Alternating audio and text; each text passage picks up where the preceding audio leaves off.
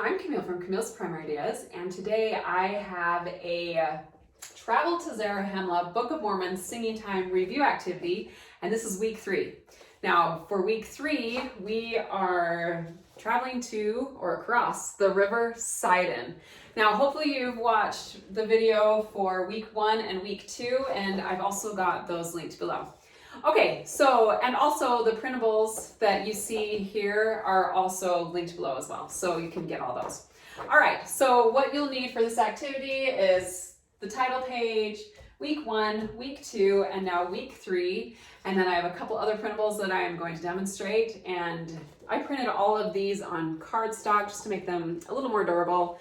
I typically only laminate if the primary children are going to be handling them. I did not laminate these because they shouldn't be touching these. But if you want to laminate, go for it. Okay, so before primary, you just want to put up your previous weeks of your travel so we know where we've been. We've been in Nephi's Harbor, where we practiced the words. We've been on the wilderness path, where we went through all the dynamics. Now, the River Sidon, we are going to be working on feeling the Spirit. So you'll want to read this to your primary. Just like crossing the River Sidon required faith, we need to sing with faith and invite the Spirit. Singing with feeling and meaning helps to invite the Spirit. Focus on how the Spirit makes you feel and how it can touch others' hearts. Invite the Spirit into the room when you sing your program songs with the following activity. Okay, so then you'll want to just put this on the board.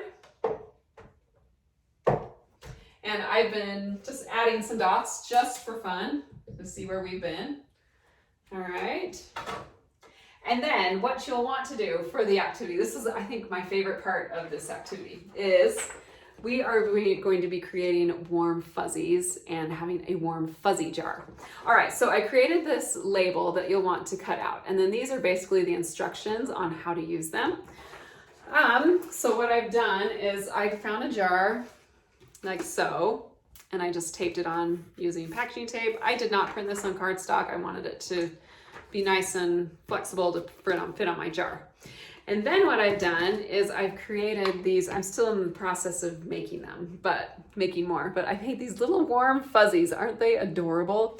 So I just found these glitter pom-poms, and I just bought a colorful pack. And then I got some googly eyes, and then I found these felt hearts. And if you want, you can cut out felt feet, but these are just a lot easier.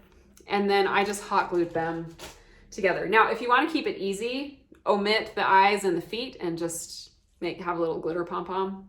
Easy too. So, aren't those so fun? I'm so excited for this one. And then you'll want to make enough to fill your jar, because that's your activity, is to fill the jar. So I still have a few more to go to fill my jar. But they came together really fast, really quick. So keep it easy, go all out if you want, or keep it nice and simple. Whatever you want to do, you do you. That's what I love. Okay, so what we're going to do for this activity is explain to the primary that when we feel the Spirit, we often call it warm fuzzies. Warm fuzzies are created when we are reverent, listening, and singing beautifully. So what you're going to do is to start off, you won't want these in a jar. You'll need to put them in like a bowl or some sort of container, and children will be filling the warm fuzzy jar. So what you'll do is sing the song and tell them before you start singing that you're going to be looking for children who are bringing in the Spirit. They're being reverent, they're listening, and they're singing beautifully. So after the song, or even during, you can walk around and pass a warm fuzzy to a child. Maybe just figure out how many. So you want to eventually, hopefully, have every child have a turn to put at least one warm fuzzy, hopefully a few, throughout singing time into the jar.